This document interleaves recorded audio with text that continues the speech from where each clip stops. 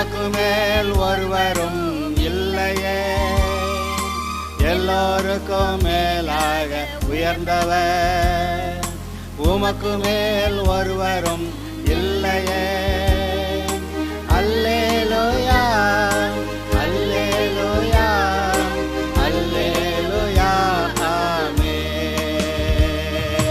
அல்லேலூயா, அல்லேலூயா, அல்லேலூயா, ஆமென். ஒருவரால் சிருஷ்டிக்கப்படாமலே தாமாக என்றென்றும் இருப்பவர். ஒருவரால் சிருஷ்டிக்கப்படாமலே தாமாக என்றென்றும் இருப்பவர். அல்லேலூயா, அல்லேலூயா, அல்லேலூயா, ஆமென். இன்றும் கூட நம்முடைய வாழ்க்கையிலே ஒவ்வொரு நாளும் தேவன் நமக்கு கொடுக்குற வார்த்தைகளையே பேச வேண்டும், பேசிக்கொண்டிருக்க வேண்டும், அறிக்கையிட வேண்டும் என்று இந்த தலைப்பில் ஒரு செய்தியை உங்களுக்கு சொல்ல விரும்புகிறேன். நாம் யாவரும் நம்முடைய வாயிலிருந்து புறப்படுகிற வார்த்தைகள் எல்லாம் தேவனுடைய வார்த்தைகளாக இருக்க கடவுது. அதில் தீர்மானமாக இருப்போமாக. இந்த பூமியில் ஒரு பெரிய டக் ஆஃப் வார், இழுபறி போட்டி, வடக்கையர் போட்டின்னு சொல்லுவாங்களே, இழுக்கிற போட்டின்னு, அதுபோல் ஒரு போட்டி நம் எல்லாருடைய இருதயங்களிலும் நடக்கிறது. அவிசுவாசிகள்கிட்ட இல்லையான்னா அவிசுவாசிகள்கிட்டையும் அந்த பாவத்தில் இழுக்கிற சக்திகள் அங்கே இருக்குது. கர்த்தரும் நீ இந்த பக்கம் வந்துருன்னு சொல்லி அன்பின் கயிறுகளால் கட்டி இழுக்கிறேன் என்று சொல்லுகிறாரே, அந்த சக்தியும் கிரியை செய்யதான் செய்கிறது. அதனால் அவிசுவாசிகளுக்கு மனப்போராட்டமாக இல்லைன்னு நினைக்காதீங்க. அவிசுவாசிகளுக்கு ஒரு விதத்தில் ஒரு மாதிரியான மனப்போராட்டம். ரட்சிக்கப்பட்டவர்களை பிசாசு மறுபடியும் தாம்பக்கம் கொண்டு போகிறதுக்குன்னு அது சில ஏற்பாடுகளை பண்ணிக்கிட்டு எதையாவது செஞ்சுக்கிட்டு இருக்கிறான். நம்ம அதை பார்த்துட்டு ஐயோ பிசாசு அப்படி செய்கிறான் அப்படி செய்கிறான் அப்படின்னு அதை நினைக்கிறோம். பல சமயங்கள் அதை பேசுகிறோம். அப்போ பிசாசு இழுக்கிறானே, நம்ம கர்த்தரோட கூட நிற்கணுன்ற ஆசை நமக்குள்ளே இருக்குது. கர்த்தர் நம்மளை கர்த்தருக்குள்ளே நிலைநிறுத்த சொல்கிறாரு. அப்போ இங்கே ஒரு பெரிய போட்டி வருது. அப்போ அதில் பிசாசு இழுக்கிறான் அப்படின்னு சொல்லி போராடுறான் அப்படிலாம் நம்ம சொல்வதை கேட்குறோம். இதை எல்லாமே இன்னொரு விஷயத்தையும் நான் சொல்லணும். ரட்சிக்கப்பட்டவர்களை கர்த்தரை விட்டு போகமாட்டேங்கிறவங்கள பிசாசு அந்த ஒரு பேர் கிறிஸ்தவ வாழ்க்கையில், அதாவது பலனற்ற வாழ்க்கை, கனி கொடாத வாழ்க்கை, அப்படி ஒரு வாழ்க்கையை வாழ்ந்துட்டு போ, பரலோகம் போய்க்க, ஆனால் பெருசாக ஒன்று செஞ்சுட்டேன்னு சொல்லாத, அந்த அளவுக்கு பாருங்கள் பரலோகம் போய்க்கலாம், அதே குடும்பம்னா தடுப்பான் கடைசி வரைக்கும். ஆனால் இந்த வாழ்க்கையில் நீ ஒரு கனியற்ற வாழ்க்கையை வாழணும் அப்படின்னு சொல்லி அவன், நீ யார் என்னன்னு கேட்டால் நான் ஏதோ பாவப்பட்ட ஆளுங்க அப்படி சொல்லிவிட்டு, நான் தூசி குப்பை அப்படியெல்லாம் சொல்லிவிட்டு, நம்மளால் என்னங்க முடியும், ஆண்டவர் எதாவது வந்து செஞ்சால் தாங்க உண்டு அப்படி சொல்லிகிட்டு இருக்கிற நிறைய விசுவாசிகளை நாம் பார்க்க முடிகிறது.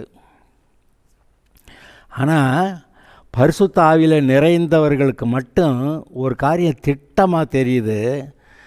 பரிசுத்த ஆவியில் நிறைஞ்சால் நம்ம கர்த்தருக்குள்ளே நிலைத்திருக்கிறோம்னு தெரியுது, கர்த்தர் நம்மோட கூட இருக்கிறாருன்னு தெரியுது, கர்த்தர் கொடுக்குற வசனங்கள் நமக்கு வருது, எப்படி பிசாசுக்கு எதிர்த்து நிற்கணும்னு சொல்கிற அது தெரியுது, நம்ம எப்படி ஜெபம் பண்ணணும்னு தெரியுது, கர்த்தருக்குள்ளே நிலைத்திருக்கணும்னு தெரியுது.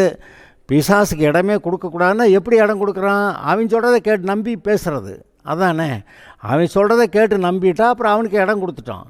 அப்போ அதை அவன் பிசாசு சொல்கிற எதையும் ஏற்றுக்கொள்ளக்கூடாதுங்கிற அப்பேற்பட்ட ஒரு மனநிலையில் அங்கேயும் ஒரு டென்ஷன் இருக்குது பார்த்தீங்களா. அவன் வந்து என்ன வேணாலும் சொல்லுவான், நம்ம கேட்கக்கூடாது அப்படின்னு சொல்லி அதுவும் நடக்கிறது. ஆதலால் இன்றைக்கு எல்லா விசுவாசிகளுடைய வாழ்க்கையிலும் ஒரு போராட்டம் இருக்கதான் செய்கிறது, மனப்போராட்டம். அந்த மனப்போராட்டம் வெறுமன மனப்போராட்டமானா அது பிசாசு நம்முடைய உள்ளத்தில் கொடுக்குற பெரிய போராட்டம். அவன் வந்து எவனை விழுங்கலாமோ என்று வகை தேடி திரிகிற அந்த சிங்கம் போல் சுற்றி திரிகிறான் பார்த்தீங்களா. ஏதோ சுற்றிட்டு திரிய மட்டும் இல்லை, நம்மக்கிட்ட சில ஐடியாவும் போடுறான். ஏன் இப்படியெல்லாம் இருக்கணுமாக்கு, அப்படி பரிசுத்தமாக இருக்கணுமாக்கு, இதிலெல்லாம் இதை செஞ்சால் என்ன பாவம், இதிலெல்லாம் ஒன்றும் இல்லை அப்படி எதையாவது சொல்லி நம்மை தரங்குறைந்த கிறிஸ்தவர்களாக மாற்றுறதுக்கு அப்படியே மெதுவாக கொஞ்சம் கொஞ்சமாக கடத்திட்டு போய் ரட்சிப்பே இல்லாமல் ஆக்குற அளவுக்கு அவன் முயற்சி செய்வான். இப்போ நாம் வெற்றியுள்ள கிறிஸ்தவ வாழ்க்கையை வாழணுன்னா நாம் திட்டமாக இருக்கணும். தேவன் கொடுக்குற ஜீவ வார்த்தைகளை மாத்திரம் நம்முடைய வாழ்க்கையில் அனுதினமும் பேசி கொண்டிருக்க வேண்டும். இதை வாக்கு தத்தங்களை அறிக்கை பண்ணுறது அப்படின்னு நம்ம வழக்கமாக சொல்லுவோம். ஒவ்வொரு நாளும் எழுந்து நம்முடைய வாழ்க்கைக்கு தேவையான இருக்கிற சூழ்நிலையில் தேவையான வாக்கு தத்தங்களை நாம் அறிக்கையிட வேண்டும் என்று நம்ம சொல்லுவோம். அது கரெக்டு. அதை வேறொரு மாதிரி சொல்ல போகிறப்ப நம்முடைய வாழ்க்கையில் ஒவ்வொரு நாளும் நாம் தேவனுடைய வார்த்தைகளை அறிக்கையிட வேண்டும் அப்படின்னு சொல்லுவோம். ஏன் ஒவ்வொரு நாளும் வாழ்நாளெல்லாம் தேவனுடைய வார்த்தை நம்மை ஆசீர்வதிக்கக்கூடியது. இந்த உலகத்தோடைய, அதாவது பிசாசு நேரடியாகவும் சரி, இந்த உலகத்து மூலமாக பேசுகிறதும் சரி, நம்முடைய வாழ்க்கையை உடைக்க, தகர்க்க, நொறுக்க, அதை ஒன்றுமில்லாமல் போக பண்ண அதுக்காக வார்த்தைகளாய் வருகின்றன. இந்த உலகத்தார் என்ன சொல்லிடுறாங்க, அது எப்படி பாவம் செய்யாமல் இருக்க முடியுமா அப்படின்னு சொல்லிடுறாங்க. விசுவாசிகளே அப்படி சொல்கிறப்ப தான் நமக்கு ரொம்ப ஆச்சரியமாக இருக்குது. வசனம் என்ன சொல்லுது, ஒருவன் நீங்கள் நியாயப்பிரமாணத்துக்கு கீழ்ப்பற்றாமல் கிருபைக்கு கீழ்ப்பட்டிருக்கிறபடியால் பாவம் உங்களை மேற்கொள்ள மாட்டாது. ரோமர் 6:14. நீங்கள் நியாயப்பிரமாணத்துக்கு கீழ்ப்பற்றாமல் கிருபைக்கு கீழ்ப்பட்டிருக்கிறபடியால் பாவம் உங்களை மேற்கொள்ள மாட்டாது.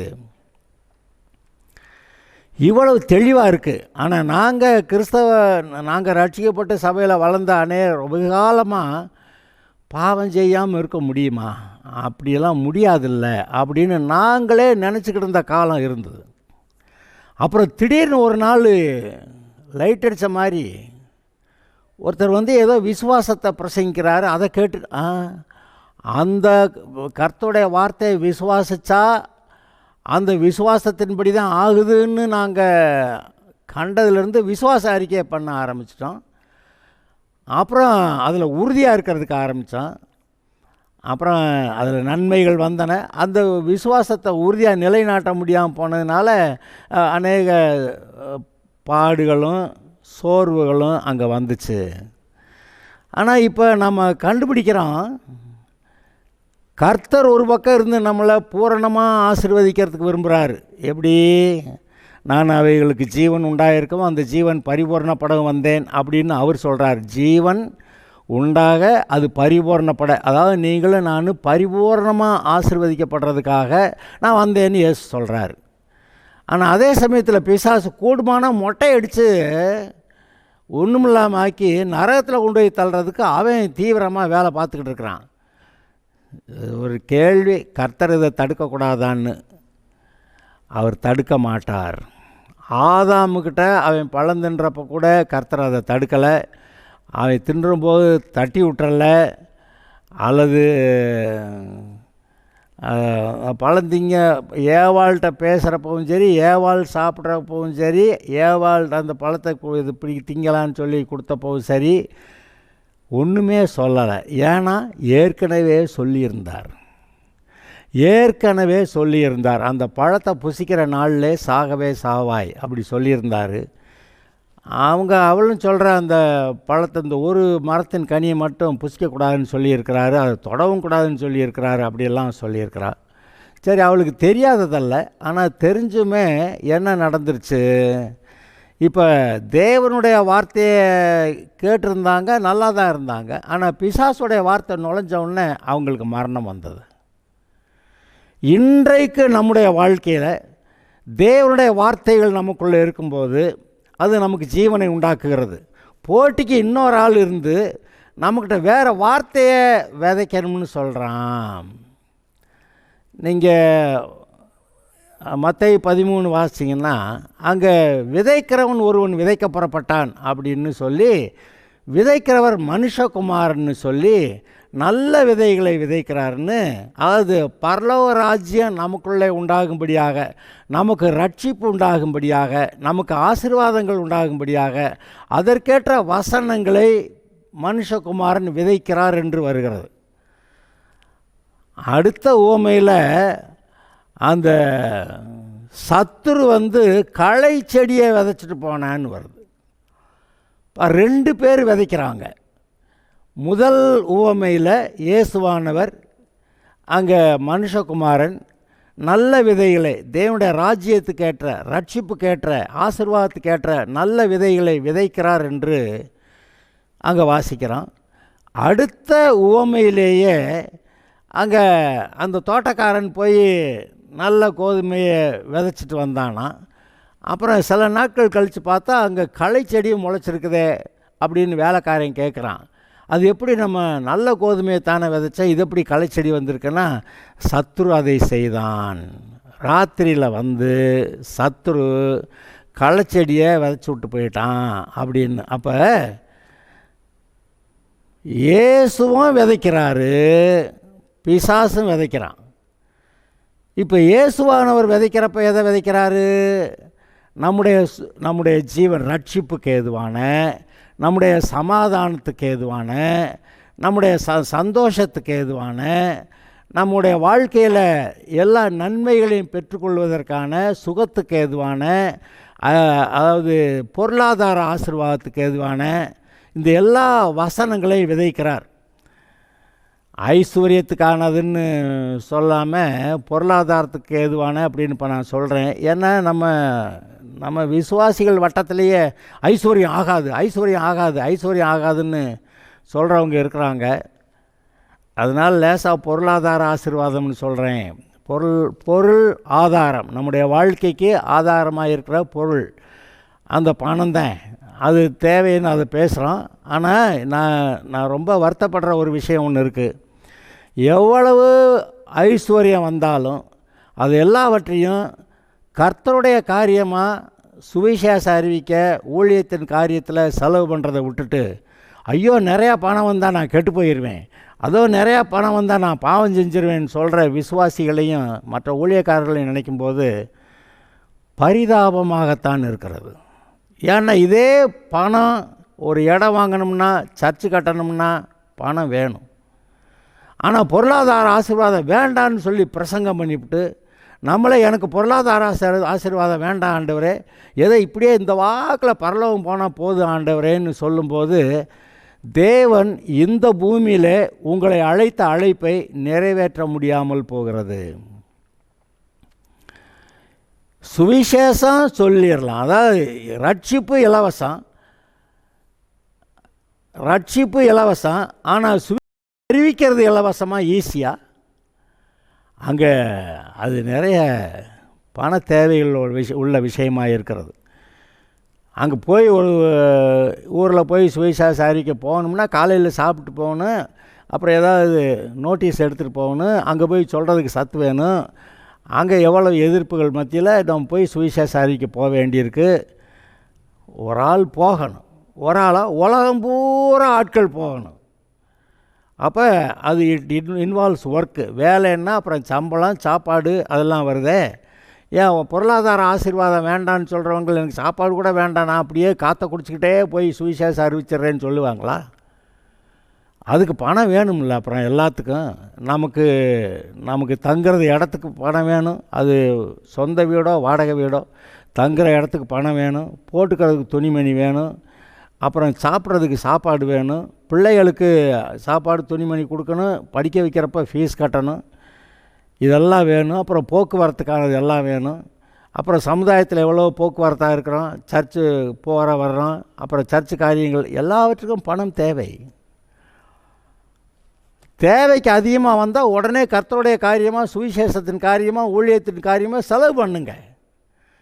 பணம் கையில் இருந்தால் தானே பிரச்சனை. ஐயோ பணம் நிறையா வந்துருச்சு, என்னை பாவம் செய்ய சொல்லுது. அப்போ பணம் வந்துட்டால் நீங்கள் பாவம் செய்கிறீங்கன்னா, இப்போ உங்களை நரகத்துக்கு அனுப்பணும்னா என்ன செய்யணும்?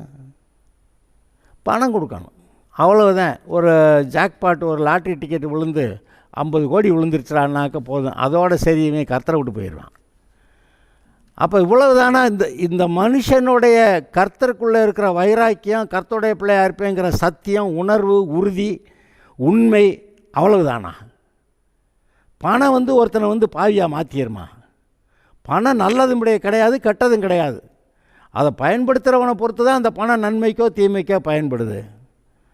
சரி, இந்த பிரச்சனையை விடுவான். நமக்கு நன்மையான வார்த்தைகளை இயேசு கொடுக்கிறார், தேவன் கொடுக்கிறார். அந்த நன்மையான வார்த்தைகளை நம்முடைய வாழ்க்கையிலே பேசி கொண்டிருக்க வேண்டும். ஆனால் சில சமயத்தில் நம்ம நன்மையை பேச முடியாமல் தீமையை பேசுகிறோமே அப்படின்னு சொல்லி சிலர் கேட்கலாம். நாவை ஒரு மனுஷனாலும் அடக்க முடியாது அப்படின்னு சொல்கிறாங்க. உண்மை, நாவை எந்த மனுஷனாலும் அடக்க முடியாது. ஆனால் அந்த நாவு எதன் நிறைவினால் பேசுகிறது? இருதயத்தின் நிறைவினால் பேசுகிறது. நீங்கள் உங்கள் இருதயத்தை தேவனுடைய வார்த்தைகளால் நிறைச்சிட்டிங்கன்னா, எப்படி?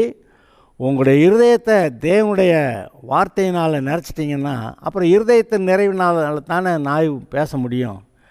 அதனால் இருதயத்தின் நிறைவை நீங்கள் கர்த்தருடைய வாக்குத்தத்த வசனங்களால் நிறைத்து விடுங்கள். அதனால தான் கொலோசையர் 3வது அதிகாரத்தில் 15, 16 ஆகிய வசனங்களை நான் உங்களுக்கு வாசிக்கிறேன். தேவ சமாதானம் உங்கள் இருதயங்களில் ஆழக்கடவது. பாருங்க, தேவ சமாதானம் உங்களுடைய இருதயங்களில் ஆழக்கடவது. வருத்தமோ கோபமோ சண்டையோ மற்ற எந்த காரியமும் அல்ல, தேவ சமாதானம் நம்முடைய இருதயங்களில் ஆழக்கடவது. இதற்கென்றே நீங்கள் ஒரே சரீரமாக அழைக்கப்பட்டீர்கள்.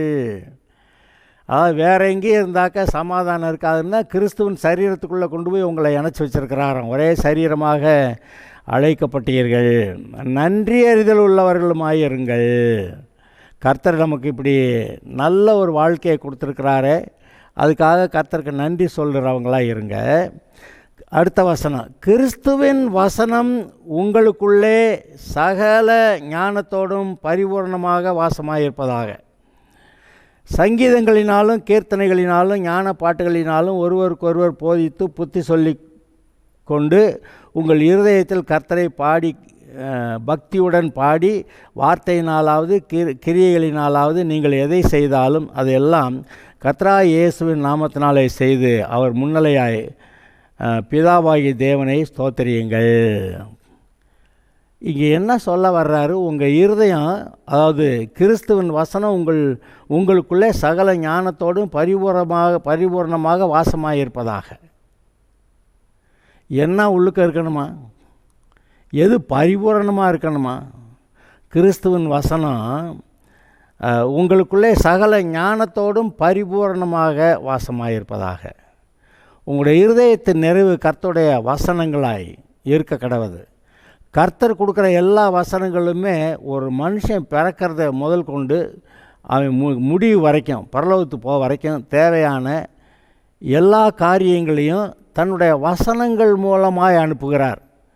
தேவனுடைய வாயிலிருந்து புறப்படுகிற ஒவ்வொரு வார்த்தையினாலும் பிழைப்பான் என்று எழுதியிருக்கிறதே, அவர் தமது அந்த வசனங்களை அனுப்பி தான் அந்த காரியங்களை நடப்பிக்கிறார். தேவன் தமது வசனங்களை அனுப்பி வனாந்தரத்தில் இருந்த அந்த ஜனங்களை சுகமாக்கினார் என்று வாசிக்கிறோம். தமது வசனங்களை அனுப்பி அவர்களை குணமாக்கினார் அப்படி வாசிக்கிறீங்க. எல்லாவற்றுக்கும் வசனம் தான் அனுப்புகிறாரு. அந்த வசனத்தை, அவர் அனுப்புகிற வசனத்தை நம்ம வாங்கி நாம் திரும்ப அனுப்பணும்.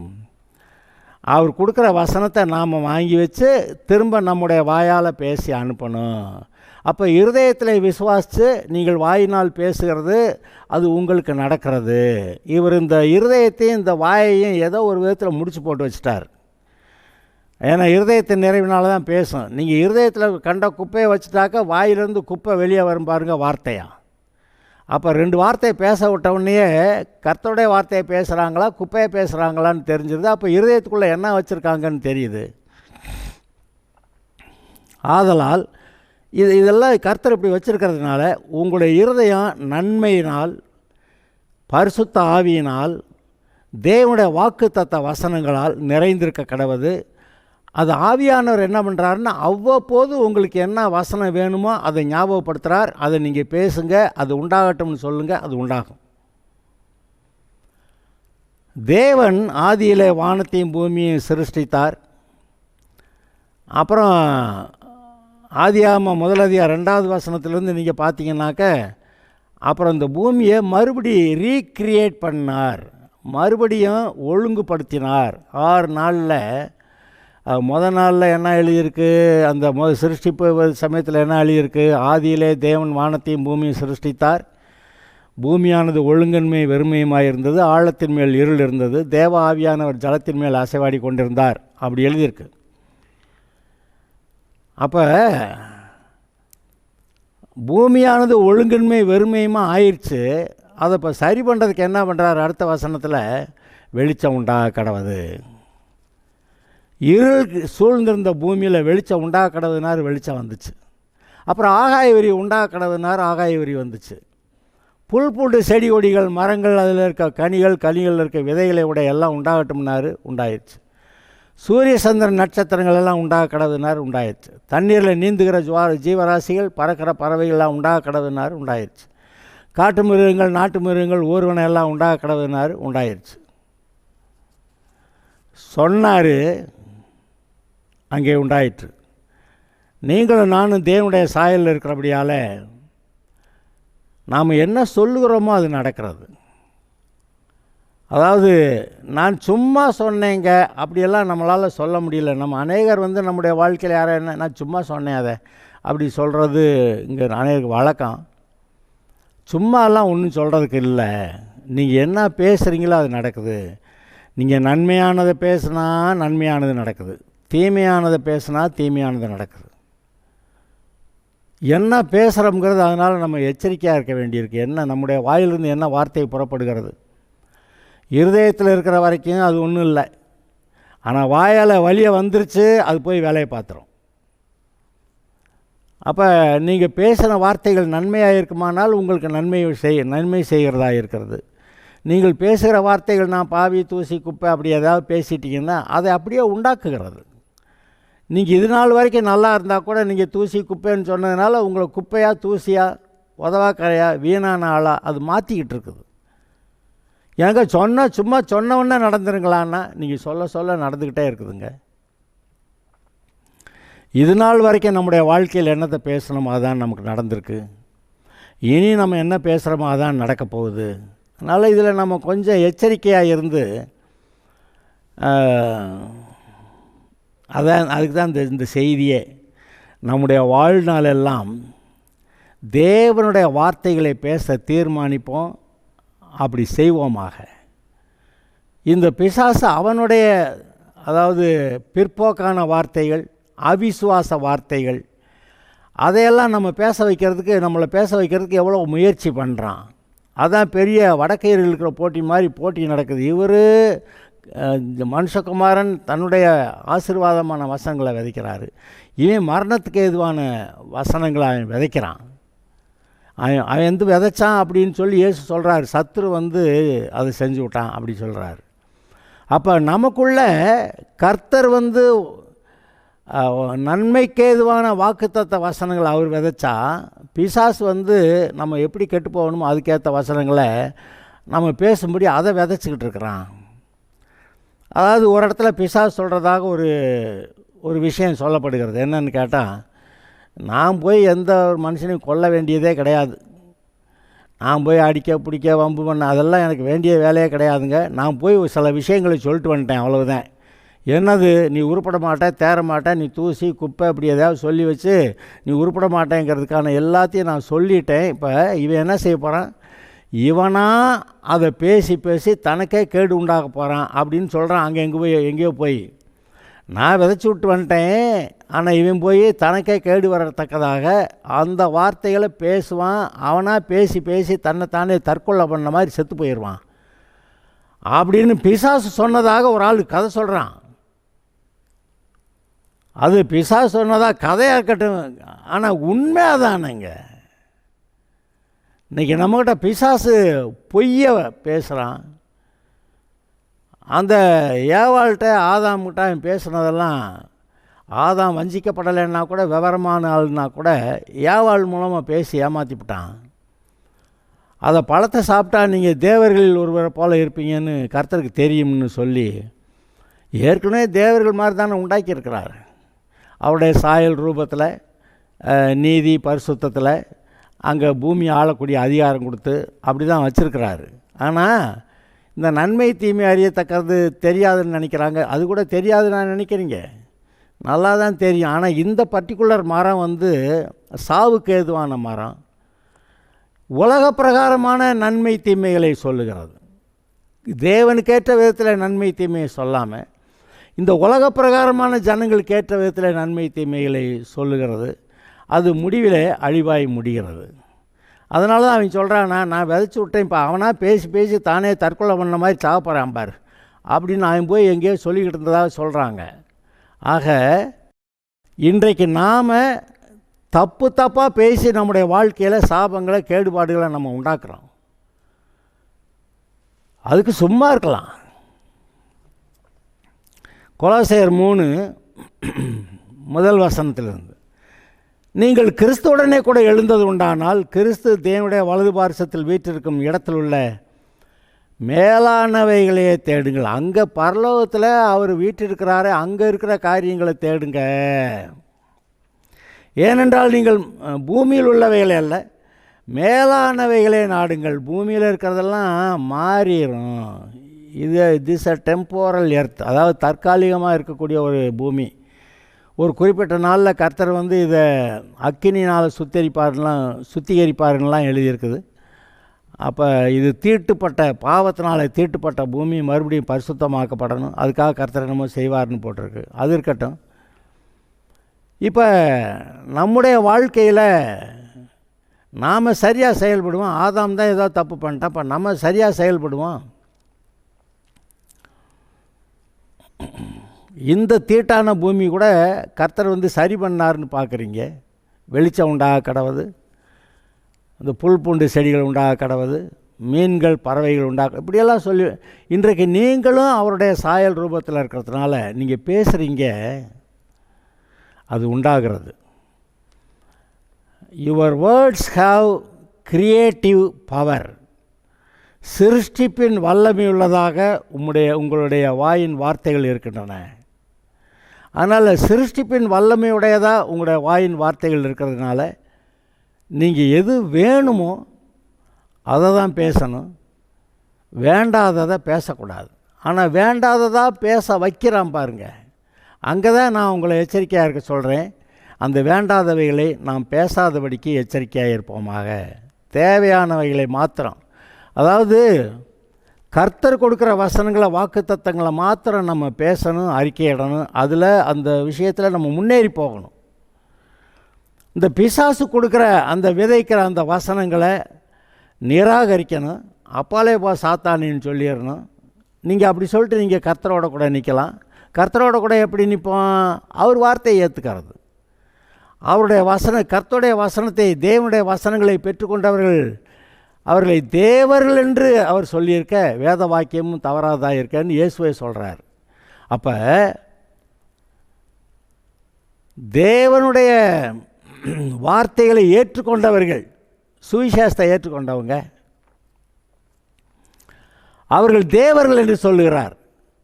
நம்மெல்லாம் இதை சொல்ல பயப்படுறோம். நம்ம ரொம்ப பெருமை வந்து என்னமோ ஆயிருமோன்னு. இதில் என்ன பெருமை? அவர் உண்டாக்குனது தேவனுடைய பிள்ளையாக தான் உண்டாகியிருக்கிறாரு, நீங்கள் தேவர்களாக தான் இருக்கீங்க.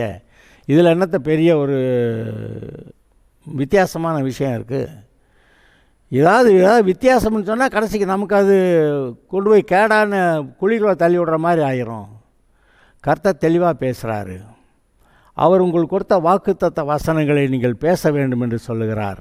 அதனால் சற்று எச்சரிக்கையாக இருந்து நமக்கு என்ன தேவையோ அதை மாத்திரம் பேசுவோமாக.